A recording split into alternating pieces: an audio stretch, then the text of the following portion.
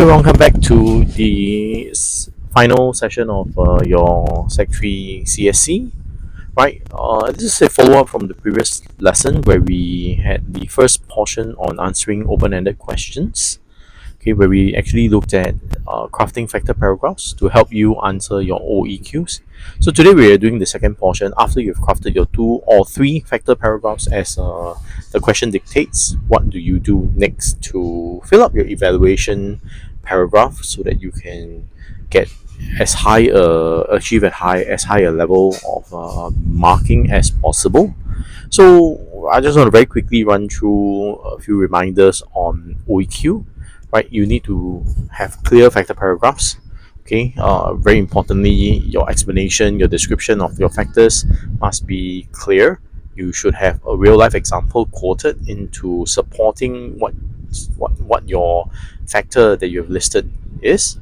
Okay, more important, also very importantly, is the fact that your factor for description should be related to the question in context. That is very, very important, because if you just blindly regurgitate a pile of information out without having any sort of link within the factor paragraph back towards what we're talking about in terms of the question, then it's just regurgitation. It's got no value actually. Okay, so then after you have done your factor paragraphs, you need to have an evaluation paragraph where you will advise is to begin with your stand. Now, I agree, I disagree. Okay, if the question is to what extent, right? Then, or if you do encounter questions like that, then normally I would take it to a large extent. I will agree to a large extent or disagree to a large extent. I will not to a small extent, because then it's very hard to argue to show that there is a very comparable counterbalance. Then it's also very hard to draw the line. If there's such a comparable counterbalance to your argument, right, why don't you just take the other stand? Okay, so I would advise that we try to stick to a strongly agree or strongly disagree, so that you can then craft your evaluation paragraph to fully show the impact of or fully show the effectiveness or the lack of effectiveness, for the matter, of the factors that have been chosen for your particular question here. Okay, so that's very important. Then when you're working on your comparison, please remember there are 3 key criteria that can be applied across almost all factors. Right, you can look at it in terms of the scale of the impact, right? How many people are affected, how big, how small, cost effectiveness, and time effectiveness. So I believe I will look at that shortly again, right? So this portion here, we've already covered in the first video. Okay, so if you would like to review, please go back and watch the video again. This video will show you how do you craft a pile of content like this into a workable paragraph for your open-ended question type. Okay, so if you go back to the Padlet using the original link, you will be able to see the feedback that I've put in for you if you have posted your suggested paragraph already. Okay. Right, so once again, right, let's take a look at this particular sample here. Okay, so this talks about CEPP, right? They talk about there are some emergency response skills, time of disaster. They can take action. People in community who go for the course also more ready to help, right? To manage an emergency that may occur. For example, I give a clear example of rubbish chute fires in HDB flats. What can this do, right? They can reduce the impact of a disaster. So when you're looking at the sample itself, the point of the factor, the CEPP program here, it can be a bit clearer, right? Program for the people. Is it for residents in the community? Is it for young residents? Is it for old residents? Is it for everybody in the community? Okay, is there a specific group they're trying to target? Okay, they are taught some emergency response skills. So what kind of skills exactly are they taught? So if you are looking back to this portion here, CEPP, the 2 very important things that were highlighted when we were doing this power content was the CEPP teaches life saving first CPR, okay, CPR and first aid skills, as well as some of the basic fire emergency skills, how to put out a fire.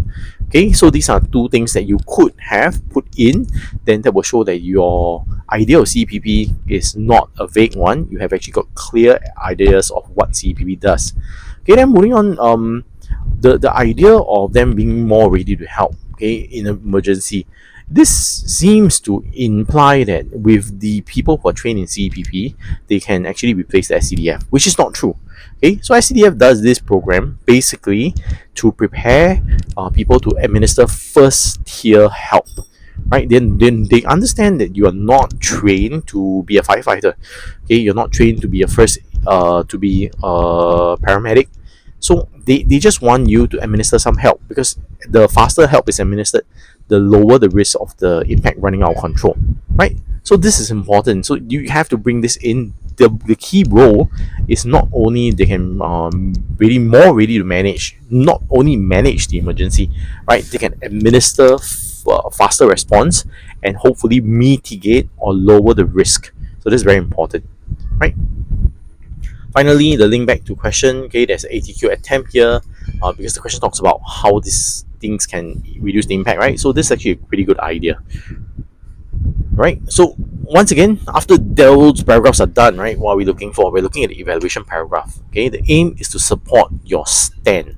So you start off with your stand, right? That's much like in, I believe, English, when you're writing, right, you are taught to write a topic sentence to guide the rest of the writing in that paragraph. So your stand is where you are headed. Okay, you have really indicated your end in mind. I want to take this stand. I want to support. I don't want to support, right? Then you have to work logically. Okay, your arguments within must be logical. So you cannot say I support that. The more you study, the better your grades will be. And in your argument, it shows that actually not really. Natural talent and flair and intelligence is more important than hard work in terms of better grades. So then you're not being logical, you're not actually supporting your stand, right? You're running contrary to your stand. Okay, so suggest logical comparisons between the factors, right? And talk about your three main things. Okay, scale of impact. How many people, how large an area will be affected by this? Time effectiveness, which is faster, easier to implement. But bear in mind, faster doesn't mean good all the time. So, for example, if you get let's say you get a cut. Okay, that doesn't sound too right. If your pen breaks into two, right? It snaps. I don't know what you've been doing with it, but it snaps. So, what's the fastest way to mend it? Right? You will be thinking, okay, the fastest way would be to let's just use some adhesive tape, right? Tape around it, and then the pen becomes one again, right? Is it a good method of repair versus let's put some adhesive glue, let's put some super glue around it, give it a while, let it stand, and then it hardens, which will be a better in terms of mending the pen, right? So faster doesn't always mean good all the time, but there are always occasions where you can talk about being more time effective. You can administer help first, administer help faster. Therefore, it is a better mode of impact, or a better factor in this case. Okay. Finally, you can talk about cost effectiveness. So, which one will be cheaper? Which one will last longer? Right. Once again, like the speed issue, cheap doesn't always mean good. Cheap can be a very cheap fix, can be a temporary solution, but if you look at it from the long-term perspective, in the long game, you may be losing out. So keep this in mind. But these three main components, criteria for comparison: scale of impact, time effectiveness, and cost effectiveness. These three things are largely applicable to whatever factor, whatever topic of OEQ that you're looking at. Okay, because you're looking at factors, but factors always need common comparison criteria. These three are the most commonly used ones that run across almost all the factors we've seen. Right, so let's take a look at scale of impact. How can we then push across this idea of scale of impact? Okay, so the first part here talks about the public warning system is able to reach all areas of the country where people are populated immediately. Okay, so because of this, right, there's no need to learn a new skill. Right, there's no need to learn a new skill when you're talking about this new technology.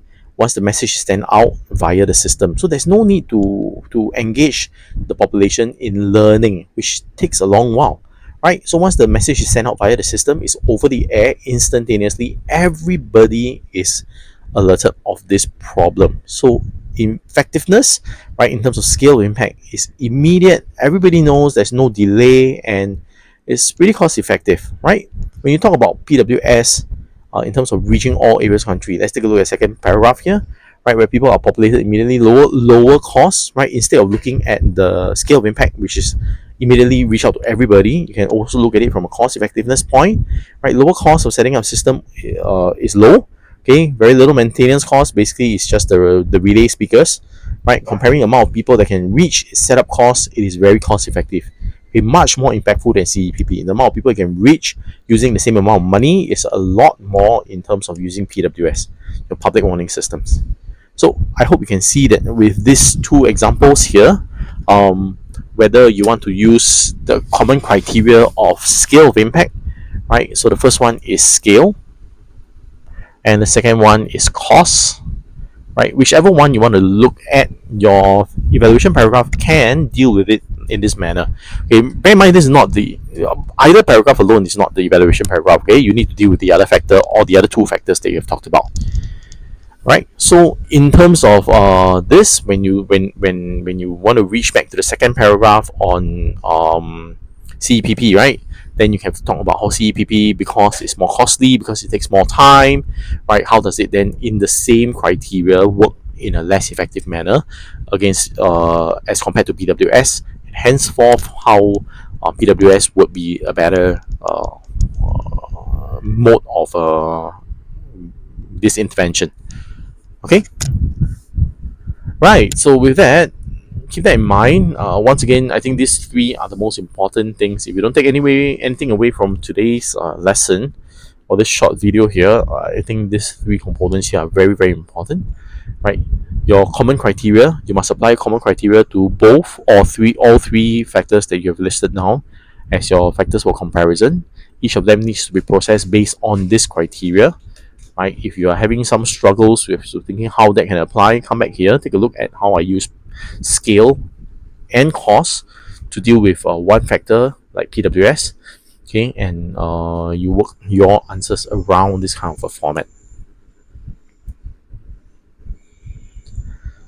Okay, so with this and what you know about CEPP and PWS, right, for your work, can you craft an evaluation paragraph that compares these using either one, scale of impact, right? How many people, how large an area, etc., is impacted, or talk about time effectiveness, which is faster to implement, right? Is it easier to train 500 people in CEPP or to implement a PWS system that reaches 5,000 people?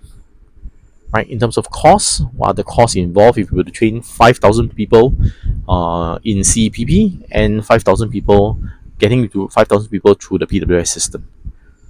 Right, so pick one of the criteria, right, and you craft an evaluation to compare between CEPP and PWS.